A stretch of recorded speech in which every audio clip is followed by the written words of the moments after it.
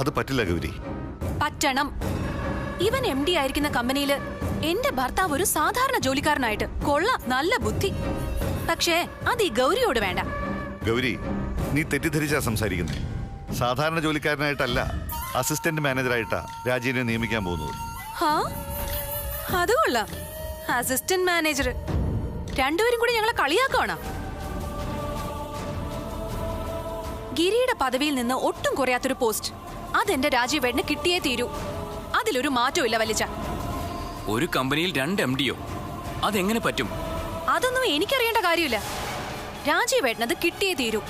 രണ്ടുപേരും കൂടെ അത് തീരുമാനിച്ചിട്ട് എന്നെ അറിയിച്ചാ മതി. വാ രാജീവേട്ട.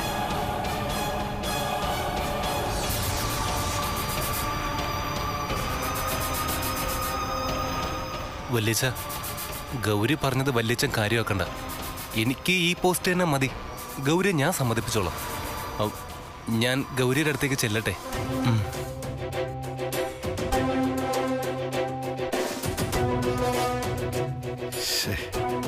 എന്താടാ ഇവളിങ്ങനെ? വലിച്ച, നമ്മളൊരു വലിയ അപകടം അടുത്ത് തലവെക്കാൻ പോകുന്നത്. സൂക്ഷിക്കണം. ഒരാളെ അല്ല, 2 പേരെയും.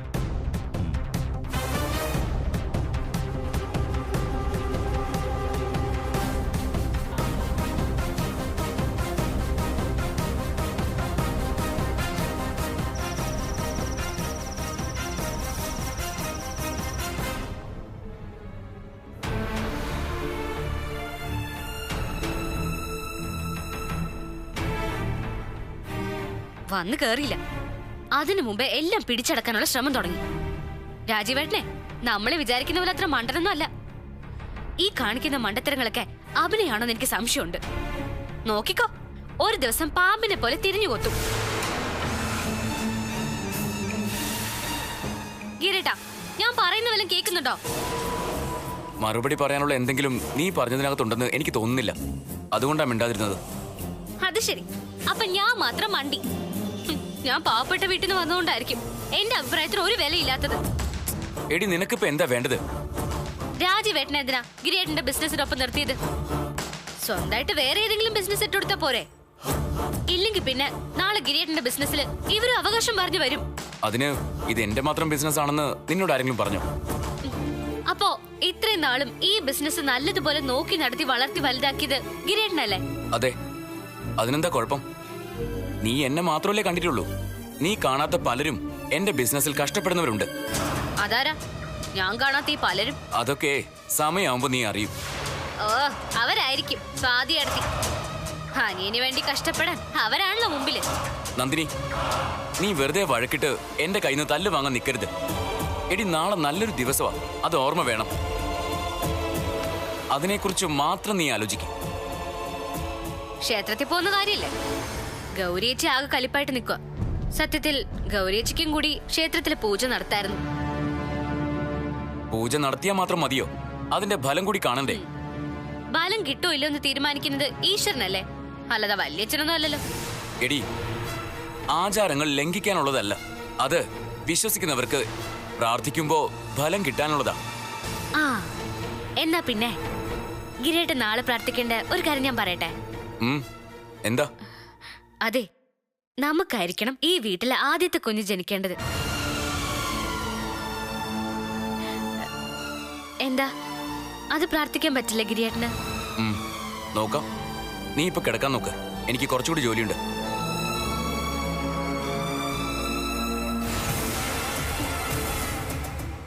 ഓ, ഇങ്ങനെ പോയാൽ ആദ്യം നമ്മുടെ കുഞ്ഞിനെ ജനിക്കും.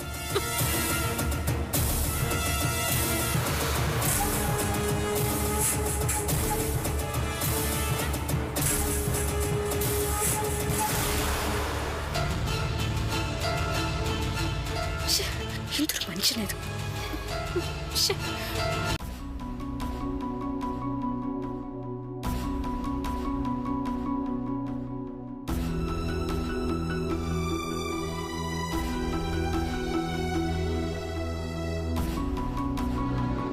എന്താടോ പതിവില്ലാതൊരു പുസ്തകം വായന?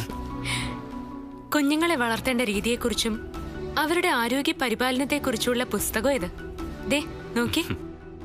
താനിതൊക്കെ നോക്കിയില്ലേ? അത് മതി. അല്ല, എന്തിനാ ഇതൊക്കെ ഇപ്പൊ വായിച്ചു പഠിക്കുന്നേ? സ്ത്രീകളായ ഇതൊക്കെ അറിഞ്ഞിരിക്കണ്ടേ? ഗർഭിണിയാവുന്നത് മുതൽ തുടങ്ങണം കുഞ്ഞിന്റെ ആരോഗ്യം ശ്രദ്ധിക്കാനുള്ള വഴികൾ. നമ്മുടെ മോനെ നല്ല ആരോഗ്യത്തോടെ വളർത്താനുള്ള കാര്യങ്ങളൊക്കെ ഞാൻ ഇപ്പോഴേ പഠിച്ചുകൊണ്ടിരിക്കുക.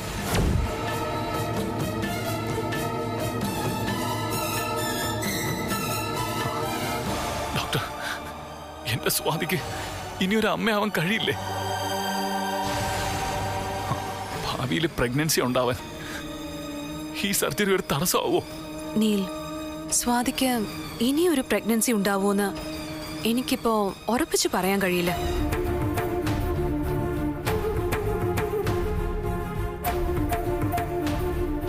ഏട്ടൻ എന്താ ഒന്നും പറയാത്തത്? അല്ല, ഞാനെന്ത് പറയാനാ? സ്വാതിയല്ലേ വെറുതെ ബുക്ക് വായിച്ച് ഓരോന്നൊക്കെ പഠിച്ചു വെച്ചിരിക്കുന്നത്. ചുമ്മാ ആവശ്യമില്ലാത്ത കാര്യങ്ങളൊന്നും ഇപ്പോഴേ പഠിക്കണ്ട.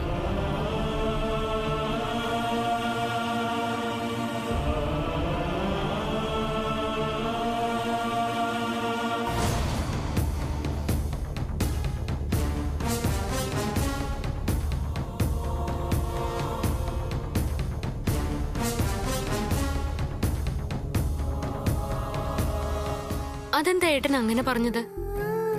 എന്നായാലും നമുക്ക് കുഞ്ഞുങ്ങൾ ഉണ്ടാവണ്ടേ? നമുക്ക് ആ കുഞ്ഞിനെ വളർത്തണ്ടേ? അപ്പോ ഇതൊക്കെ നേരത്തെ അറിഞ്ഞു വെച്ചിരിക്കുന്നത് നല്ലതല്ലേ? എന്തായാലും നമ്മൾ നാളെ ക്ഷേത്രത്തിലേക്ക് പോവല്ലേ? നമുക്ക് ഈശ്വരനോട് പ്രാർത്ഥിക്കാം, നിന്റെ ആഗ്രഹം പോലെ നമുക്ക് നല്ല കുഞ്ഞുങ്ങളെ കിട്ടാൻ. എനിക്ക് 2 കുട്ടികൾ ജനിക്കുമെന്ന് പണ്ടൊരു കാക്കാത്തി എന്റെ കൈനോക്കി പറഞ്ഞിട്ടുണ്ട്. അതൊക്കെ തീരുമാനിക്കുന്നത് ഈശ്വരനല്ലേ? നമുക്ക് വെറുതെ ആഗ്രഹിക്കാനല്ലേ പറ്റൂ? ഏത് കാര്യവും തീവ്രമായി ആഗ്രഹിച്ചാ അത് ദൈവം നടത്തി തരൂന്നാ എന്റെ മുത്തശ്ശി എന്നോട് പറഞ്ഞിട്ടുള്ളത്.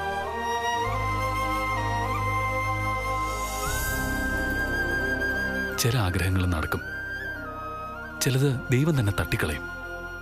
അതൊക്കെ ഈശ്വരന്റെ ഓരോ കളികളാ. ഇതെന്തു പറ്റിയേട്ടാ? മുമ്പ് ഇങ്ങനെയൊന്നും ആയിരുന്നില്ലല്ലോ. എപ്പോഴും കുട്ടികൾ ഉണ്ടാവുന്നതിനെ കുറിച്ച് മാത്രം പറഞ്ഞുകൊണ്ടിരുന്ന ഒരാൾക്ക് ഇപ്പൊ ഇതെന്തു പറ്റി? ഏയ്, എനിക്കൊന്നും പറ്റിയിട്ടില്ല. തന്റെ ഇഷ്ടം പോലെ എല്ലാം നടക്കും. എന്റെ ഇഷ്ടോ? നമുക്ക് ആൺകുട്ടി മതിയെന്ന് എപ്പോഴും പറഞ്ഞുകൊണ്ടിരുന്ന ആളല്ലേ? എന്നിട്ടിപ്പോ ഒരുമാതിരി നിരാശ ബാധിച്ചതുപോലെ സംസാരിക്കുന്ന എന്തിനാ? അതോ ഞാൻ പ്രസവിക്കില്ലെന്ന് ഏട്ടന് തോന്നുന്നുണ്ടോ? സ്വാതി, ആറാൻ പറ്റുന്ന വാക്കുകളൊന്നും പറയല്ലേ. ഈ വീട്ടില് കുഞ്ഞുങ്ങൾ എത്രയും പെട്ടെന്ന് ജനിച്ചു കാണാനുള്ള ആഗ്രഹത്തിലാ അച്ഛൻ. അതിനുവേണ്ടിയാ നാളെ നമ്മളോട് ക്ഷേത്രത്തിലേക്ക് പോകാൻ പറഞ്ഞത്. അതിനിടയിൽ ഇതുപോലുള്ള വർത്തമാനങ്ങളൊന്നും വേണ്ട.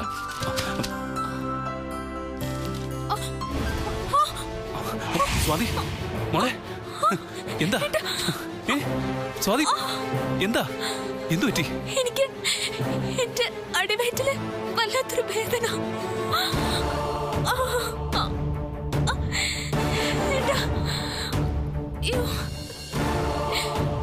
ഇത് ഈശ്വരന്റെ വിധിയാണ്.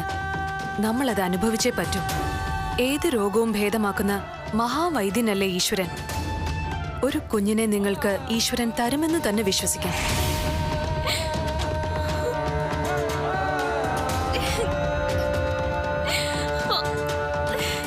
നീൽ, നമ്മൾ ആഗ്രഹിക്കും, ഈശ്വരൻ വിധിക്കും, അതേ നടക്കൂ.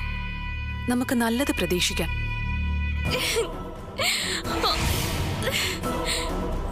ഇപ്പൊ കുറച്ചു ദിവസമായിട്ട് ഇങ്ങനെ ഇടയ്ക്കിടയ്ക്ക് വേദന വരുന്നുണ്ട്. ഒന്നുമില്ല സ്വാതി. ഏട്ടാ, ആക്സിഡന്റിന് ശേഷം ഇത് സംഭവിച്ചത്. അയ്യോ, ഏട്ടാ, ഭയങ്കര വേദന. എനിക്ക് സഹിക്കാൻ വയ്യ. നമുക്കൊന്ന് ഹോസ്പിറ്റലിൽ പോവാം. ഇപ്പൊ വേണ്ട ഏട്ടാ, കുറച്ച് കഴിയുമ്പോ ഇതങ്ങ് മാറും. ഏട്ടാ, നാളെ നമുക്ക് ആ സർജറി ചെയ്ത ഡോക്ടറെ ഒന്ന് കാണണം. അതെന്തിനാ? സാധാരണ യൂട്രസിന് എന്തെങ്കിലും കുഴപ്പം വരുമ്പോഴോ ഇങ്ങനെ വേദന വരുന്നെന്ന് ഞാൻ പറഞ്ഞു കേട്ടിട്ടുണ്ട്. ഏയ്, താനൊന്ന് ചുമ്മാ തരുന്നേ. ഇത് ചുമ്മാ ഗ്യാസിന്റെ വല്ല പ്രശ്നമായിരിക്കും. താൻ ഇവിടെ ഇരിക്കുക, ഞാൻ പോയി കുറച്ച് ചൂടുവെള്ളം കൊണ്ടുവരാം. വേണ്ട ഏട്ടാ, ഏട്ടൻ ഇവിടെ എന്റെ അടുത്ത് ഇങ്ങനെ ഇരുന്നാ മതി. ഒന്നുമില്ല സ്വാതി. എനിക്ക് ഭയങ്കര വേദന, സഹിക്കാൻ പറ്റുന്നില്ല. സ്വാതി മോളെ പറ്റുന്നില്ല ഏട്ടാ. വിഷമിക്കണ്ട, സാരമില്ല മോളെ, ഒന്നുമില്ല.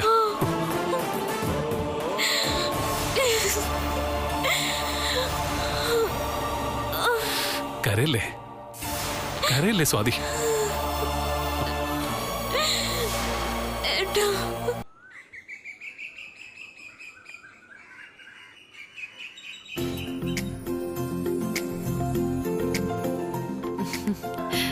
ഗൗരി, വല്യച്ഛനോടെ?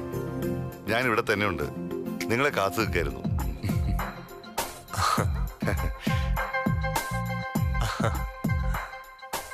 മോനെ പ്രാർത്ഥിച്ചിട്ടാണോ ഇറങ്ങിയത്?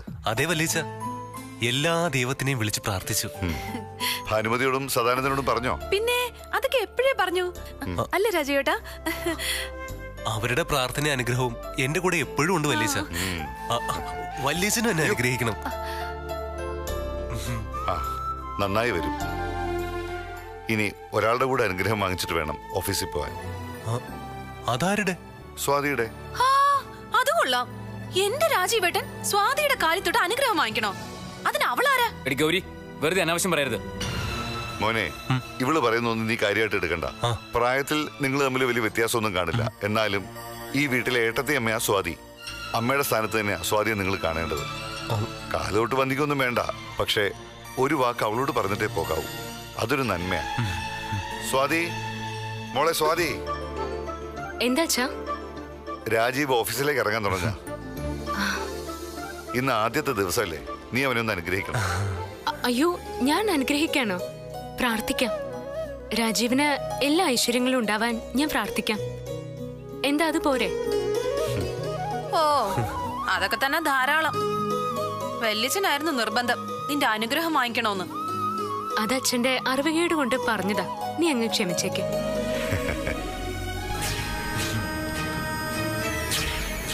രാജീവേ, ധൈര്യമായിട്ട് ജോയിൻ ചെയ്തോ. എന്റെ എല്ലാ പ്രാർത്ഥനയും ഉണ്ട്. താങ്ക് യു ചേച്ചി. എന്നാ പിന്നെ ഇനി താമസിക്കണ്ട, ഇറങ്ങിക്കോ. ഗൗരി. ഗിരി, പിന്നെ അയ്യോ, വല്യച്ഛൻ എന്ത് പണിയായി കാണിക്കുന്നേ? ഒരു നല്ല വഴിക്ക് ഇറങ്ങുമ്പോഴാണോ ഇങ്ങനെ പിന്നീന്ന് വിളിക്കുന്നത്? ദുശകനാകൂന്ന് അറിഞ്ഞൂടെ? സോറി മോളെ, വല്യച്ഛനത് ഓർത്തില്ല. അത് സാരമില്ല അച്ഛാ. വാതില് കടന്നു പോയില്ലല്ലോ. ഇതിലൊരു ദുശകനവും ഇല്ല. ഓ, അല്ല, വല്യച്ഛൻ എന്താ പറയാൻ വന്നത്? അത് നീ ഓഫീസിൽ നേരെ ക്ഷേത്രത്തിലേക്കല്ലേ വരുന്നത്? ആ, വരാൻ വല്യച്ഛ. അതറിയാനാ വിളിച്ചത്. ശരി, എന്നാ പോയി. വാളിയാ.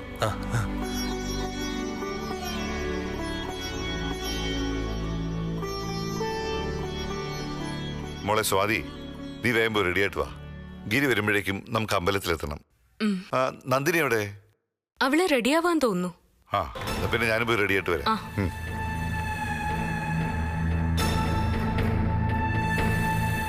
നീ അവിടുന്ന് നിന്നേ. നീ ജയിച്ചല്ലോ അല്ലേ? ജയിച്ചെന്നോ? എന്തിന്? ഈ ക്ഷേത്രത്തിൽ പോകുന്നതിൽ നിന്ന് എന്നെ ഒഴിവാക്കിയത് നീയല്ലേ? ഞാനോ? അതെ, നീ തന്നെ. എന്റെ കുഞ്ഞ് ഈ വീട്ടിൽ ജനിക്കാതിരിക്കാൻ വേണ്ടി നീ നടത്തിയ പ്ലാനിംഗ് ആണിതെന്ന് എനിക്ക് നല്ലതുപോലെ അറിയാം. പക്ഷേ നിന്റെ ബുദ്ധിക്ക് മുന്നിൽ ഈ ഗൗരി തോൽക്കില്ല. അത് ഞാൻ നിനക്ക് കാണിച്ചു തരാം. ദേ, അനാവശ്യം പറഞ്ഞോണ്ടല്ലോ.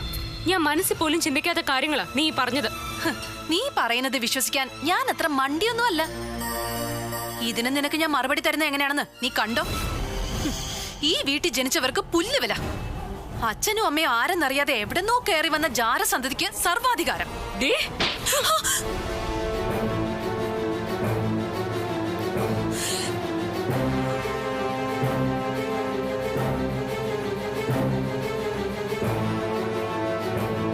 ജാരസന്തതിയോ?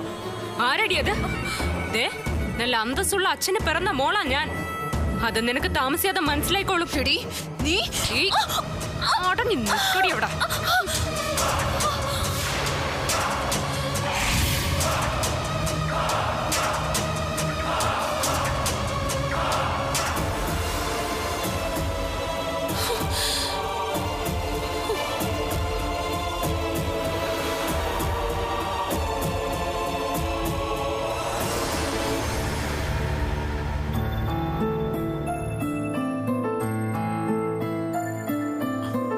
വാളിയാ, ഇതാണ് അളിയന്റെ ഓഫീസ്.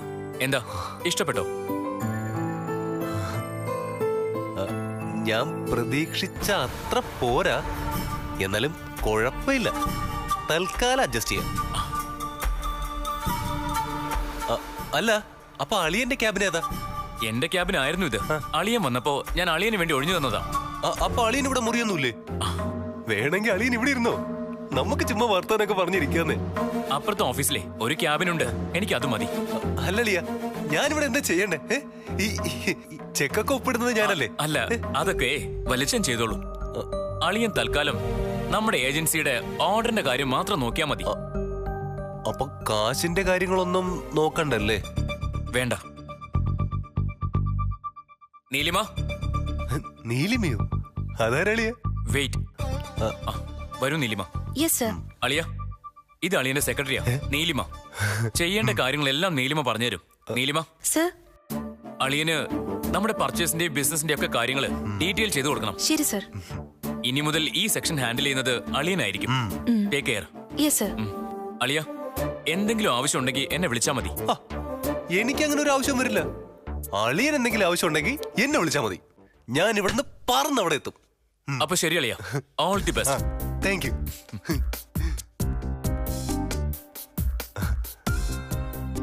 നീലിമ, അങ്ങനെയാണല്ലേ പേര്? അതെ സർ. നീലിമയ്ക്ക് സ്പോർട്സ് ആണോ സിനിമയാണോ ഇഷ്ടം? എനിക്ക് സിനിമയാണ് ഇഷ്ടം. എനിക്ക് രണ്ടും ഇഷ്ടമല്ല. സർ, ഞാൻ പോയി ഗിരി സാറ് പറഞ്ഞ ഫയലുകൾ കൊണ്ടുവരാം. ഫയലുകളൊക്കെ നോക്കാൻ ഇനി സമയം ധാരാളം ഉണ്ടല്ലോ. ഇരിക്ക്. അയ്യോ വേണ്ട സർ. അതെ, ഇവിടെ അടുത്തേ നല്ല തട്ടുകട വല്ലതും ഉണ്ടോ? അറിയില്ല സർ. ഒന്ന് നോക്കി വെച്ചോ. 4 മണിക്ക് പഴംപൊരിയും ചായയും എനിക്ക് നിർബന്ധമാണ്. ശരി സർ. ഇനി പോയി ഫയൽ കൊണ്ടുവരൂ. ഇപ്പൊ കൊണ്ടുവരാം സർ. അതെ. സർ, കഴിഞ്ഞ 3 മാസത്തെ പർച്ചേസ്, ഡിസ്ട്രിബ്യൂഷൻ, ഇത് സംബന്ധിച്ചുള്ള എല്ലാ ഫയലുകളും 10 മിനിറ്റിനകം എന്റെ മേശപ്പുറത്ത് എത്തിയിരിക്കണം. മനസ്സിലായല്ലോ? സർ. എന്നാ പിന്നെ പറഞ്ഞ ജോലി നടക്കട്ടെ. ശരി. ആദ്യം കാര്യങ്ങളൊക്കെ ഞാനൊന്ന് പഠിക്കട്ടെ. കൊള്ളാം, തരക്കേടില്ല.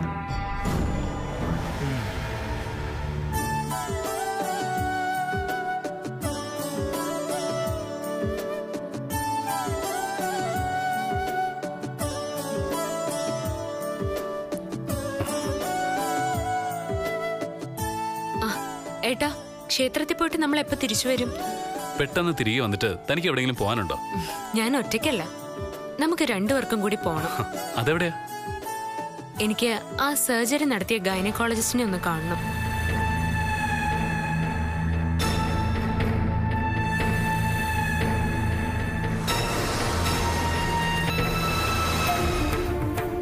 അവര് തന്നെ പരിശോധിക്കട്ടെ, എന്നിട്ട് കണ്ടുപിടിക്കട്ടെ എന്താ എന്റെ വയറ്റിലെ വേദന എന്ന്. സ്വാതി, ആ ഡോക്ടറെ തന്നെ കാണണോ അതോ വേറെ ഏതെങ്കിലും എക്സ്പേർട്ട് ഡോക്ടറിനെ കാണാൻ പോവാമോ? വേണ്ട, എനിക്ക് അവരെ തന്നെ കണ്ടാ മതി. സ്വാതിമോളെ, സമയായി, വേഗം വാ. ദേ, അച്ഛൻ വിളിക്കുന്നു, പോവാം.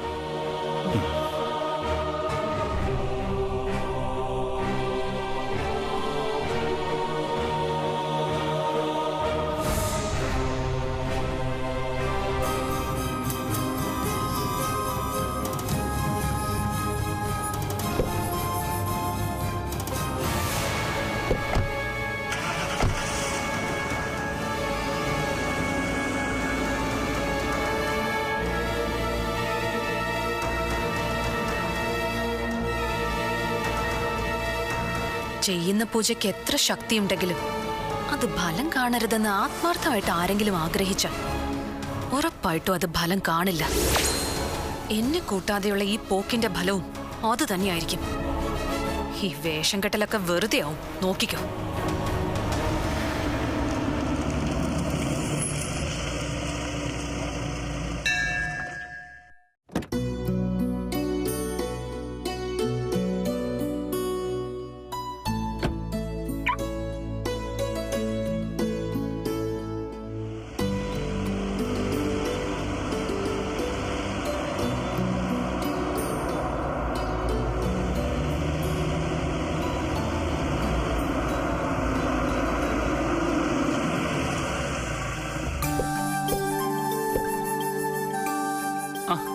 ദാ, നീ വന്നിട്ട് ഒത്തിരി നേരമായോ? ഇല്ല. എന്നാ പിന്നെ സമയം കളയണ്ട, കേറാം നമുക്ക്. വാ.